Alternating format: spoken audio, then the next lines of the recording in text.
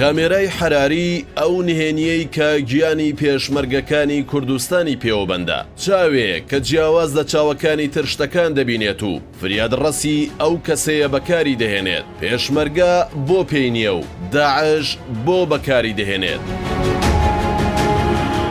لە ماوەی دوو هەفتەی ڕابردوودا و لە سەروبەندی پەلامارەکانی تیرۆریستانی داعشدا بەردەوام گوێمان لە فەرماندە سەربازیەکان و پێشمەرگە و ئەفسەرەکان بووە کە باسییان لە هۆکارەکانی شکستی پێشمەرگە و دزەکردنی چەکدارانی داعش کردووە بۆ نێو سەنگەرەکانیان کە یەکێک لە هۆکارە سەرەکیەکانیان گێڕاوەتەوە بۆ نەبوونی کامێرای حەراری کە بە دووربینی حەراری و دووربینی شەو ناسراوە. بەرپرسانی سەربازی باز لە گرنگی و پێویستی زۆری ئەو کەرەستە سەربازیە دەکەن وەک بەشێکی گرنگ لە هۆکارەکانی ڕوبەڕووبوونەوەی تیرۆریستانی داعش ناوی دەبن. با گرنگ و پێویستی دەزانن پێشمەرگە و سەنگەرەکانی پێشەوەی هێزەکانی پێشمەرگە ببنە خاوەنی ئەو جۆرە دووربین و کامێرایە بۆ ئەوەی بتوانن کۆنتڕۆڵی سنوورەکان بکەن و چاودێریەکی تەواوی سنوورەکانیان بن. کامێرا و دووربینی حەراری جۆرە کامێرا و دووربینێکە کە وێنەکان لە ڕێگەی تیشکی ژێر بنەوشەیی دەگوازێتەوە لەسەر شەپۆلی 450 بۆ 750 نانۆمەتری تیشکی بینرا و با درێژایی شەپۆلی 14,000 نانۆمەتر تیشکی بنەوشەیی. لە ساڵی 1929 زانا و داهێنەری فیزیایی مەجەڕی کەلمان تیهانی دووربینی تەلەڤیزیۆنی ئەلکترۆنی هەستیاری تیشکی ژێر بنەوشەیی دۆزیەوە کە بە دووربینی شەو ناوندرا بوو بۆ بەرگرتن لە فڕۆکەکانی بەریتانیا. ئەوەش یەکەمین دووربینی شەوی ئەمریکی بوو. دواتر گەشەی پێدرا بۆ تیشکی ژێر بنەوشەیی لە ڕێگەی سوپای ئەمریکاوە دەستیان بە بەرەمهێنانی کردو لە ساڵی 1940ەوە یەک وێنەی یەک کات ژمێری پێدەچوو. دوا بەدوای ئەوە گەشەی پێدرا لە ڕووی کوالێتی و خێراییەوە. یەکەم کۆمپانیاش با مەبەستی بازرگانی دەستی بە بەرەمهێنانی ئەم جۆرە دووربینە کرد. ناوی کۆمپانیای AGA بوو. گەشە پێدان با دووربینەکە بەردەوام بوو. لە ساڵی 1969 مایکل فرانسیس تۆمسیت لە کۆمپانیای گەرانتیە ئەلکترۆنیەکانی بەریتانیا توانی دووربینی ڕۆماڵکردنی تیشکی ئەلکترۆنی بەرهەم بێنێت. توانای هەبوو ئاستەکانی بەرز بکاتەوە لەگەڵ هەندێک داهێنانی تر لە ماوەی ساڵەکانی هەفتەی سەدەی 20دا. ئەم دووربینە سەرەتا بۆ پیاوانی ئاگرکوژێنەوە زۆر بەسوود بوو بۆ ئەوەی بزانن لە ناو دارستان و شوێنە چڕەکان ئاگر لەکوێدایە. لە ناو دووکەڵ و شوێنێک ناتواندرێت ببیندرێت و ڕوونیە. ئەم جۆرە دووربین و کامێرایە سوودێکی زۆری دەگەیان بە تیمەکانی ئاگرکوژێنەوە و ئاسانتر دەگەیشتنە خاڵی ئامانج.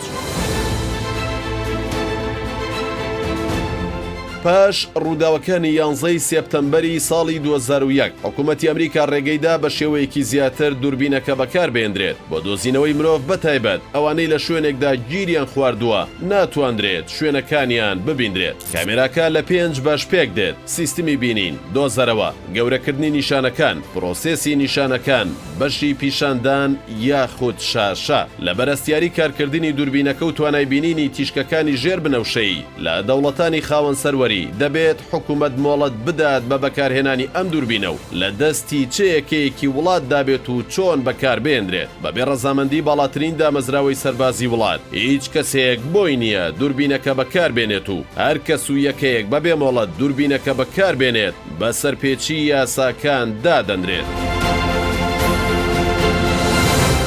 بەپێی مادەی 110 دەستوری عێراق سیاسەتی ئاسایشی عێراق لە دەسەڵاتی حکوومەتی ناوەندیدایە. لە بڕگەی 2 لە مادەی 110 ئەوە هاتووە کە دانانی سیاسەتی ئاسایشی نیشتیمانی و جێبەجێکردنی لەوانە دروستکردنی هێزی چەکدار و ئیدارەدانی بۆ پاراستن و گەرانتی ئاسایشی سنوورەکانی عێراق و بەرگریکردن لێی لە دەسەڵاتی حکوومەتی فیدراڵ و دامەزراوە سەربازیەکانیدایە کە خۆی لە وەزارەتی بەرگری وڵاتدا دەبینێتەوە. لە دەسەڵاتەکانی هەرێمی کوردستاندا لە نێو دەستوری عێراق دەسەڵاتی سەربازی و چەکی تێدا نییە. بۆیە هەرێمی کوردستان ناتوانێت دەستی بەم جۆرە چەکانە بگات بەبێ ڕەزامەندی دەسەڵاتی ئەنجومەنی وەزیرانی عێراق. سیروان بارزانی فەرماندەی میحوەری مەخموور گوێڕی هێزەکانی پێشمەرگە لە دوای پەلامارەکانی داعش و شەیدکردنی 10 پێشمەرگە و 3 هاوڵاتی ڕێگەیان. یەکێک لە هۆکارە سەرەکیەکانی ڕووداوەکە نەبوونی دووربینی حەراری بووە و پێشمەرگە ناتوانێت ئەو جۆرە دووربینە بەکار بێنێت چونکە حکوومەتی فیدراڵ ڕێگەیان پێنادات و یوزەریان بۆ دروست نەکراوە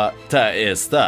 ئەوەی کە ئێمە بەڕاستی پەریشان کردووە کە چەند ساڵە ئێمە داوای تەنانەت درۆن و بە تایبەتیش بڵێن دووربینی شەو و دووربینی حراریەکەن کە بەدەستمان نەکەوتووە ئەمە لاوازیەکی زۆرە و ئەوەیە کە دەتوانین بۆشایەکان پێپڕ بکەینەوە. لا بەرامبەر ئەوەی هێزەکانی پێشمەرگە تا ئێستا خاوەنی ئەو جۆرە دووربینە نین، چەکدارانی داعش دووربینەکەیان هەیە و لاوێنە و ڤیدیۆ بڵاوکراوەکانیاندا بەدەردەکەوێت کە لە چەند سنوور و میحوەرێکی پێشمەرگەوە ئەو جۆرە دووربینەیان بەکارهێناوە. ڕەنگە ئەوە مایەی دروستبوونی پرسیار بێت کە بۆچی هێزێکی وەکو پێشمەرگە خاوەنی ئەو جۆرە ئامێرانە نییە و چەکدارانی داعش پێیانە، لەبەرەوەی داعش هێزی نادەوڵەتی و لە ژێر هیچ یاسایەکی جیهانیدا نییە لە ڕێگەی قاچاقچێتیەوە هەر کاتێک پارەی هەبوو یان توانی ڕێکەوتنێکی نهێنی لەگەڵ لایەنێک بکات، ئەوە لە دۆخێکی ئاڵۆزی وەک عێراقدا زۆر ئاسان دەتوانێت هەر جۆرە چەکێکی بوێت دەستی بکەوێت. سەرچاوەکان باز لەوە دەکەن ئەو جۆرە دووربینەی با چەکدارانی داعشە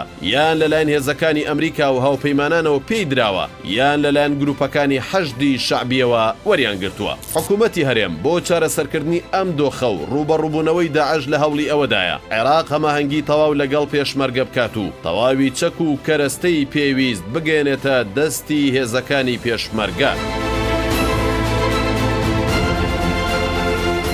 چیرۆکی کامێرای حراری لە چەکی میلان دەچێت. لە سەرەتای دروستبوونی داعش بە ئۆتۆمبیلی هەمەڕ هێرشی دەکردە سەر پێشمەرگە و بە چەکی سووک نەدەتواندرا بەربە خۆکوژەکان بگیرێت. پاژەوەی چەکی میلان گەیشتە دەستی پێشمەرگە. چیرۆکی ترس و تۆقاندنی داعش لە ماوەیەکی کەمدا کۆتایی هاتوو. مێزەکەیان بەسەر داعشدا قوڵب کردەوە. ڕەنگە ئێستاش ئەگەر ئەو جۆرە دووربین و کامێرایی کە پێی دەوترێت کامێرای حراری یان کامێرای شەو بگاتە دەستی هێزەکانی پێشمەرگە بتوانێت کۆنتڕۆڵی سنوورەکان و سەنگەرەکانی بکات و ڕێگە لە دزەکردنی چەکدارانی داعش بگرێت بۆ قوڵایی سەنگەرەکانیان و ئەنجامدانی چالاکیە تیرۆریستیەکانیان.